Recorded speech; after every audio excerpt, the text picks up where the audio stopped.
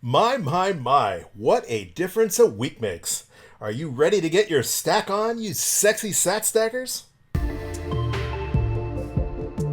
This podcast is for information and entertainment purposes only. Nothing on this podcast should be construed as financial advice. All views expressed on this podcast are solely the opinions of the host and or any guests that we might have from time to time. Nothing on this podcast should be construed as a specific inducement to make a particular investment or to follow a particular investing strategy.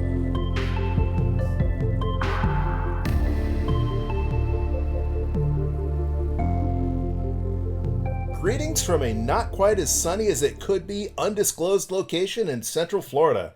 It is Wednesday, November 10th, 2021, and that means it is DCA Wednesday.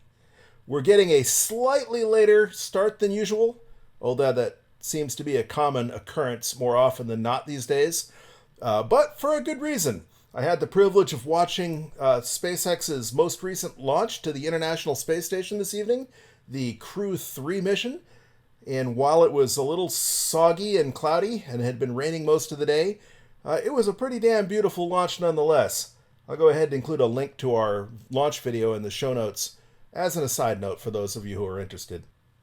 But back to the business at hand, and that is stacking sats. Just last night online, I came across two posts. One asking the usual question, is it too late? Did I miss out? And another saying they only had $50 and they were wondering if it was worth their time investing such a small amount of money. That is precisely why we have been doing this podcast. As you know, we've been investing $20, only $20, every week since July to test out the hypothesis of dollar cost averaging. And while we are in the middle of a bull run, and there can be no doubt about that since we just set a new all-time record high just yesterday, so much for the this bull run is over narrative that people were pushing not too long ago. But that being said, that's why we're here. And while it's easy to look like a genius in a bull run, the saying tends to hold true that time in the markets beats timing the markets every time it's tried. Famously, the most valuable portfolios are those of dead people who have made their investments and then either died or forgot they existed, and then 20 years later someone discovers their portfolio and it's outperformed just about any other index or investment fund that they could have chosen. Hopefully that same theory will hold true in Bitcoin, and if you believe like I believe that number go up technology is firmly in play, then over time, dollar cost averaging will be the strategy that hopefully pays off for us. And just before we get too far ahead of ourselves, what is dollar cost averaging? Well, dollar cost averaging is an investment strategy where you invest your money in equal portions at regular intervals regardless of price. We chose $20 and we chose Wednesdays. However, you can pick whatever dollar amount that you feel comfortable with and whatever time frame you feel comfortable with. Some people dollar cost average daily, some weekly, some every paycheck, some monthly. But again, you do you. Pick a dollar amount that you feel comfortable with. Again, never investing money that you need to live. Never invest any money that you can't afford to lose. Hopefully, by following along, you can take into account our experience and use that to form your own opinion. Real quick, a look at the stats, though. We are currently at a block height of 709,166, and Bitcoin is valued at about $64,590 a Bitcoin. And that is down just slightly from the all-time record high we hit of $69,010 just yesterday. It is currently 1,548 Moscow time.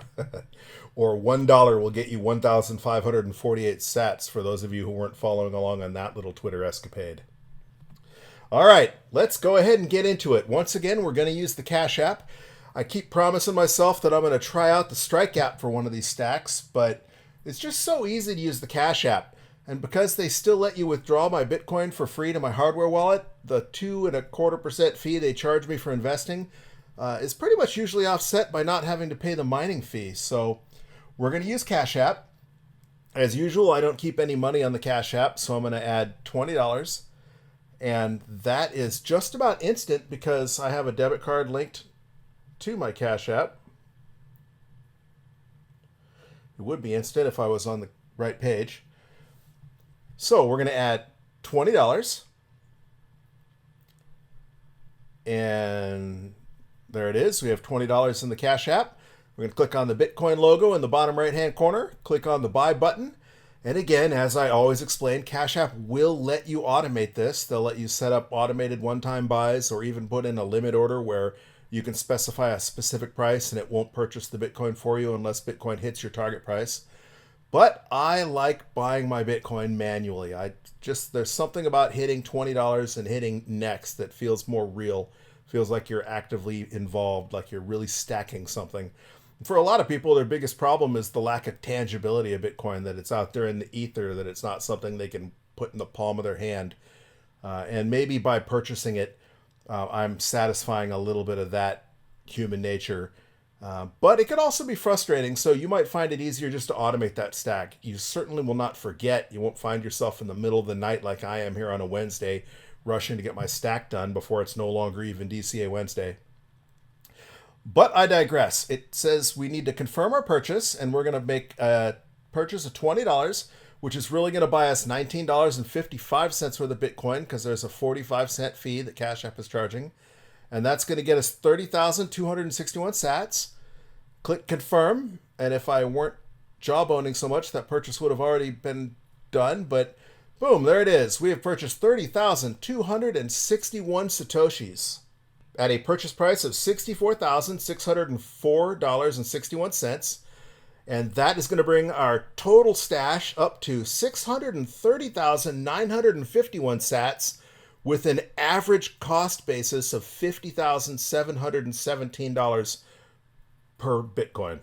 And our stack is currently worth $407.62. And that is not too shabby considering we've invested only $320. Again, dollar cost averaging is a long-term play. Bitcoin goes up and Bitcoin goes down, sometimes by as much as 50, 60, 80%. So during the bear market, our stack will obviously not be worth as much as it is right now during the height of a bull run. But then again, if you follow plan B, this bull run still has a long way to go. So it's also going to be worth substantially more before this is all said and done as well.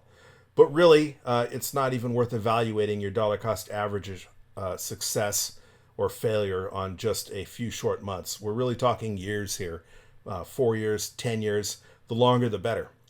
But I think what we have managed to show so far is that even if you can only afford to invest $20 a week, it isn't too late, and that $20 will add up over time.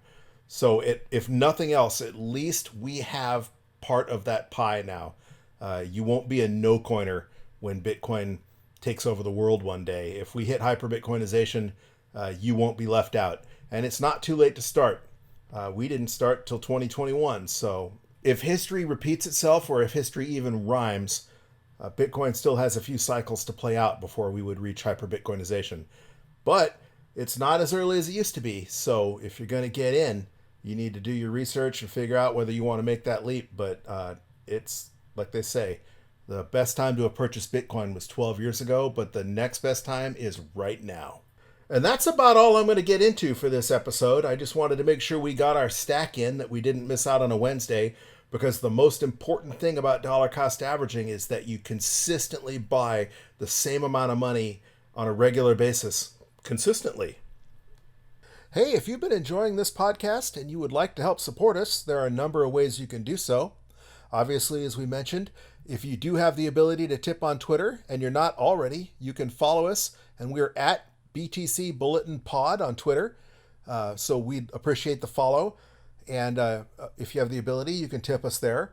Also, if you don't have the Cash App already and you would like to use the Cash App to add to your stack, there is a referral link in the show notes. And if you sign up for Cash App and follow their terms and conditions, but if you do so by clicking on that referral link in the show notes, you'll get $5 free, and we'll get $5 free as well just for you signing up.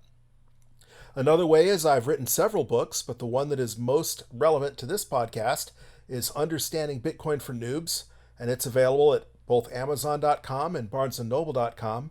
And obviously, by purchasing any of my books, that will help support the podcast. You can also support us directly through Anchor.com, and there's a support link in the show notes. And last but not least, we also include a Base32 Bitcoin address in the show notes where you can send us Bitcoin directly if you choose to do so. And if you'd like to contact me or give us any suggestions on what you'd like about the show or what you don't like about the show, again, we're at BTC Bulletin Pod on Twitter. And you can also contact me via email at bitcoinbulletin@protonmail.com. All right, that's going to do it for this episode of Bitcoin Bulletin Podcast, DCA Wednesday edition. As usual, thank you for listening, and keep stacking those sats, you sexy sat stackers.